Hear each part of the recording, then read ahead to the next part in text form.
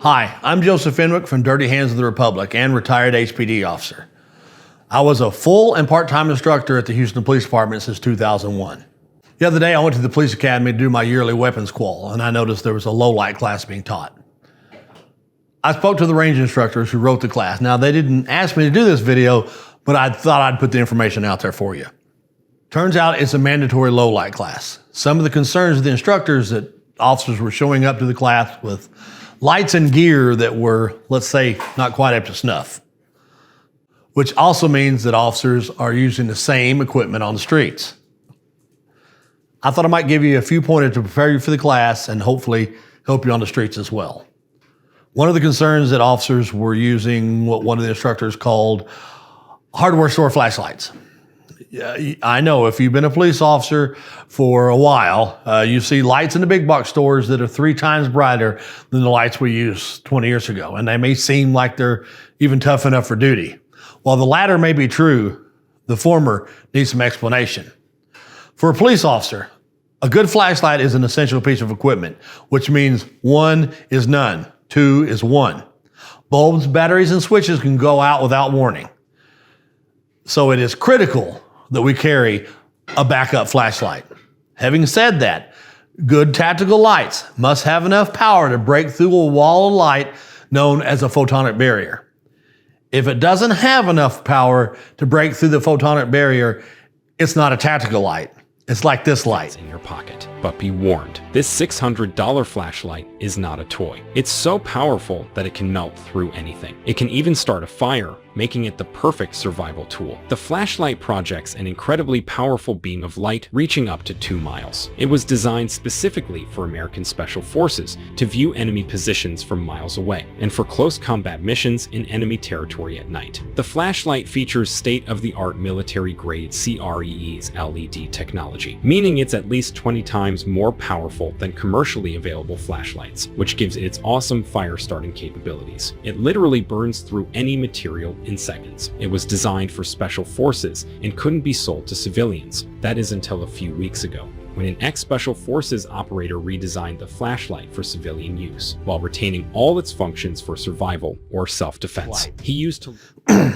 Yes, this is a tactical light. And I tell you the truth, I was amazed at this light after I bought it. I really was. I was amazed it separated me from $18. And don't be taken in by crap like this. I only did it for the video.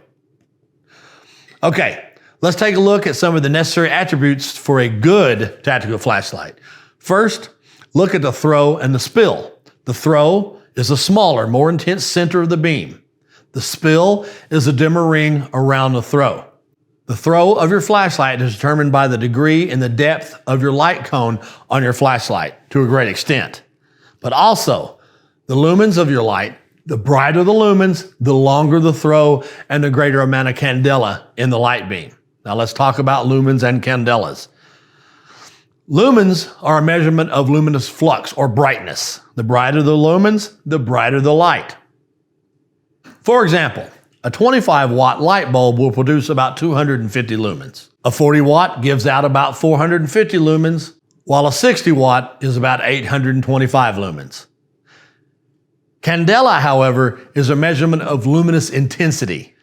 It measures the luminous power per unit solid angle emitted by a light source in a particular direction. Now, I don't know what that means, but it sounds pretty bad. Or more simply, how much light energy is focused in one direction. That means the cone and the reflector on your flashlight make a difference on how many candela your light throws. In an urban police low light setting, it's not really a matter of low light as much of competing with other lights. Okay, that means candela matters. Okay, on how well you can break through that wall of light or the photonic barrier. Now let's be clear. All of this is about a shoot, don't shoot scenarios, right? Okay, you are attempting to see what, if anything, a suspect is holding in his hands. If it were not a life and death split-second decision being made, just any old flashlight would do. Now, what is the photonic barrier? It's a light source between you and an area that you want to observe. Here's a couple of examples of a photonic barrier.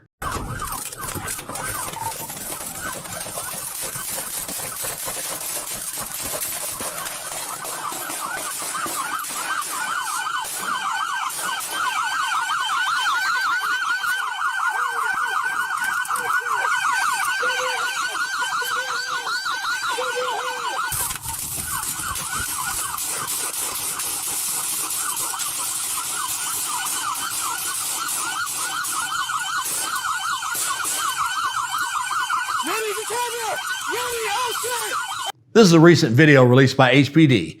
You can see that the photonic barrier is fluid. Different factors determine the strength of the wall of the light. The windshield of the suspect vehicle is not nearly as easy to see through after it was shot, because the cracks in the glass shine the light in all directions. Here's a wall of light caused by the headlights of a small truck. You can see how this photonic barrier is defeated by a light with overwhelming lumens and candela. Here you can see a substandard tactical light being used properly in the eyes of the suspect, and it's still difficult to see what's in the suspect's hands. Then here you can easily make out what the suspect is holding.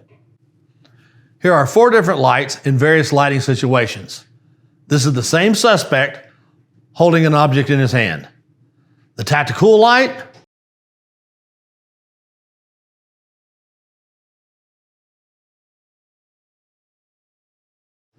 an 1100 lumen, 15,000 candela light,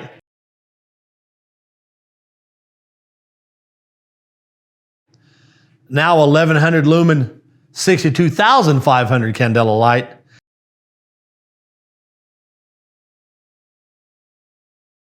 and lastly, a weapon-mounted pistol light at 1100 lumens and around 15,000 candela. Here are the same lights lighting a couple of shipping containers in a building from about 25-30 yards away. The tactical, 1100 lumen lights with mid-level candela, 1100 lumen light with high candela, and lastly, a weapon-mounted pistol light. 1,000 lumens and 15,000 candela. Now, here you can't see into a dark closet. All 4 lights again. Hardware store light, 1100 lumen medium candela, 1100 lumen high candela, and the 1000 lumen weapon light. You're probably thinking, except for the hardware store light, I can see plenty good with all lights. Now, let's add a suspect with a light. First, 150 lumen flashlight up against tactical light,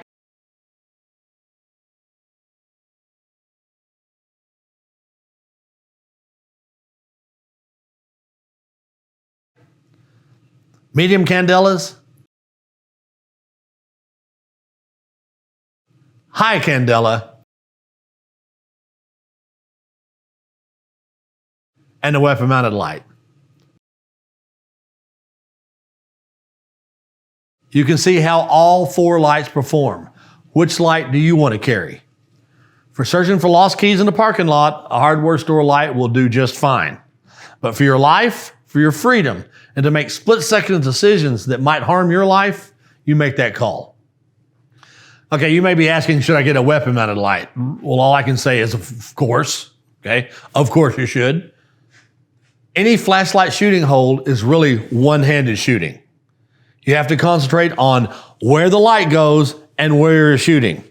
Remember, the purpose of the low light class is to determine if you need to shoot or not to shoot to protect yourself or another from serious bodily injury or death. But with a light mounted to your firearm, your thumb is the only part of your hand taken away from gripping the pistol. Another concern I heard from the instructors that officers are showing up to the class with lights that only last about 5 minutes. Mainly because of either improper charging or just not checking the batteries before you go to class. Ergo, before you go on duty. Make sure that you start a shift or a class with a good battery. This is easily rectified by setting up a good battery change or battery charge schedule. In this video, I'm not going to talk about, except to lambast them, the big battery rechargeable only lights. There are just too many much better lights out there. Ones with smaller and affordable batteries that can easily be maintained. Like we talked about before, there's a lot of different brands of lights out there. Now, for a duty light, I know you want a flashlight that is powerful enough and durable enough. I'm going to break down the lights in two different categories: duty lights and backup lights. Some people call the backup lights an EDC light or everyday carry. A good duty light should have dual operation momentary on and constant on switch. I prefer a switch on the tail cap. A good duty light should only have two modes: on high and off. On and off. Too many lights have a strobe feature, I guess, if a rave breaks out. Or my favorite, the SOS, and I guess in case you need assistance from a passing sea captain. Duty lights should be large enough to have a deep cone and reflector. The light lens should have a strike ring, not only good for self-defense, but breaking out windows and protecting the lens and the bulb. Also, I prefer the ability to be able to change batteries during the shift. Remember, used to we had rechargeable lights or battery lights. The advantage of the rechargeable lights is saving on battery costs, of course. The disadvantage is when your battery goes dead, the only thing you can do is recharge it. So being able to change your battery is a huge advantage. Now, a lot of good quality tactical lights run on a rechargeable battery small enough and affordable enough to carry a spare. And to keep your lights in tip-top condition, you must have extra batteries. Again, one is none, two is one. There are just a couple of different batteries that run the vast majority of good tactical lights. These are all 3-volt batteries. What is the main difference between these batteries? Besides the obvious, milliamp hours.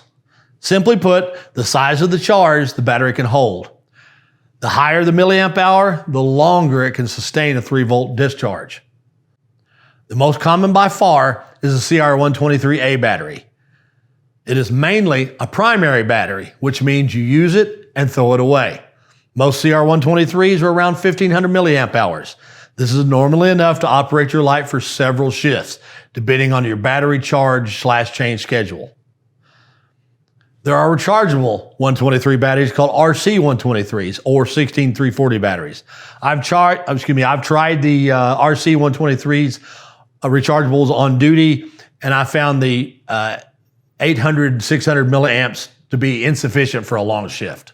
The next type of battery is the 18650, again a 3-volt battery that more and more flashlights are using. The great thing about the 18650 lights is that most flashlights that use 18650s can be powered by 2 CR123 batteries. They even make handy-dandy little holders to keep them from rattling around, so that dual fuel flashlight is really cool. The 18650 has a smaller cousin called the 18350. These power shorter flashlights for officers that want that type of light, either for ease of carry or to save on weight. There's a saying in the tactical community about equipment weight: light is right. There's another saying that pertains to equipment and, among other things, light, cheap, and strong. Pick two. In other words, if the equipment is light and it's strong, it ain't going to be cheap, and so on. 18650 batteries generally have a milliamp hour range of 1800 to 3500. And lastly, the 21700 battery, another 3-volt battery, but can boast a 5000 milliamp charge that will last a long time. Of course, this battery is larger, so the flashlights will be larger. You can maintain a couple of 21700s on a good charging schedule and have plenty of power to last. Well, how many damn batteries you want me to buy? I know some of you are saying. Okay, let's say there's a hurricane or some other extended mobilization. We've all worked those. Okay, what if you can't get back to your charger? Then a couple extra batteries could really save you. Extra magazines, extra batteries, stuff like that. Of course, all these battery ratings depend on the quality of the battery and the battery manufacturer, so don't be cheap on your duty light batteries. The next type of light is a backup light. These lights, also called the EDC light, everyday carry, are normally smaller and lighter, but they are a light, even if you only use it to get back to your battery stats for your duty light. I carried a minimum of 2 handheld flashlights on the street. This duty light with a larger cone and a tighter throw. Then my backup light has a pocket clip so I can carry it every day on or off duty, thusly an EDC light. Both lights operate in the same manner and take the same batteries. So in a stressful situation, I could use each one in the same manner. Remember, your duty light should go on your duty belt, on your support side. Loose in your pocket is not acceptable. You're wearing a big belt, carry a little bigger light. If I have to explain to you why it's got to go on your support side, then you're probably assigned to downtown patrol. Just kidding. Some of you have the cheaper Chinese lights for backup lights. These are bright and seem durable. Okay. Can I use a cheaper Chinese light for a backup light? Can you? Yes, you can. That doesn't mean you should. Having said that, a cheap backup light it's a light. Okay. It produces light. There are a lot of affordable options for EDC lights. I like a low and a high mode on my EDC light.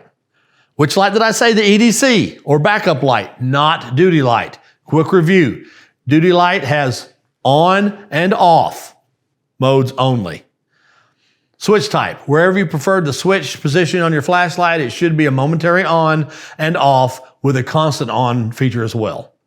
The click-only switches are very noisy, and you can tell right where someone is by the switch, by the noise of the switch. I had the honor to help the tactical training unit run a couple different quarterly classes, and one of them was a low light portion. So I was hunted in dark buildings by every TAC team in the Houston Police Department over a 3-month period. So I can tell you from experience, dozens of times, I could tell right where the team was that was looking for me. The clicks just gave it away. So in closing, what light should I buy? Well, let's look for some of the things we talked about. High lumens, high candela. Momentary on and off tail cap switch. A good way I found is to buy a light that also the company sells a good quality MOLLE or belt holster for that light. Normally cheaper lights don't have a custom holder made for that particular light. Here are a couple of capable and good quality lights. Cloud Defensive brand model MCH uses an 18650 battery and produces 1400 lumens with 40,000 candela. The smaller micro MCH takes the 18650 and produces 35,000 candela and 1200 lumens. Mod Light OKW comes in both the 350 and 18650 battery sizes as well. It boasts 680 out the front lumens and a candela at about 69,000. The Olight Warrior X Pro uses a 5,000 milliamp hour battery. It's a 21700 battery and produces 2100 lumens and produces 62,500 candela. I'm not real fond of the switch configuration, but I can see with a little training, it might be a great tactical light. I like the weapon mounted Streamlight TLR1 HL, the high lumen. It's a great light in my opinion. Don't be surprised to spend about $300 on a good tactical light. $300, you may be saying? Yes, officers are being charged with murder these days, even for actions that are clearly covered by statutory immunity under Texas law. So yes, get a good light. So charge up or change your batteries if you need to. Again, refer to your battery change or charge schedule before your shift or before a class. The light holder on your support side, and why on your duty belt? Remember, a good duty light is normally just a little too big to fit comfortably in your pocket. So if it's on your duty belt, you'll never forget it. Don't forget to clean your weapon mounted light after you go shooting. In just a couple hundred rounds, you can get black soot on the lens and it diminishes the capabilities of the light. Read the charging instructions for your new light and charge the batteries accordingly. Let me know in the comments what kind of light you got, what you think of the video, and feel free to ask any questions about lights. Thanks for watching.